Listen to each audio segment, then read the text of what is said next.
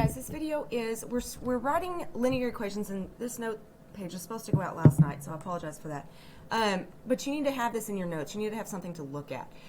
So we've been writing equations from lines, but we haven't really seen a lot of these vertical or horizontal lines. So the lines are kind of hard to see on here, but if you look for the arrows, that's where your line is. So same on this one. That line's really hard to see. It's just where those arrows are. So vertical lines, straight up and down. A vertical line is written in the form x equals a, where a is the line's x-intercept. Where does this cross the x-axis? So anytime they're vertical, and these are our real oddballs out of any equation that we write, because they start with x equals. Everything else that we write in slope-intercept form starts with y equals. So x equals, and we literally find what x equals. So if this is 0, 1, 2, 3. X equals 3. So horizontal lines are written y equals a, where y is the line's y-intercept. And so if they're nice and horizontal like this, it's still y equals, but it's literally what does y equal. So if we start here and this is 0 and we go down 1, it's a -1. And this is just one of those things you have to remember. You have to remember that vertical lines are x equal and horizontal lines are y equal.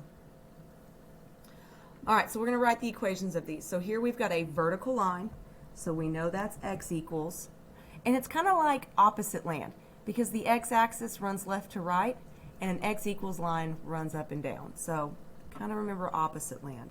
So if this is 0, -1, -2, and that's my answer. So it's just remembering which is a x equals and which is a y equals. So here's my horizontal line. Horizontal lines are y equals. So from my origin, I'm going to go up 1, 2, 3. So y equals 3.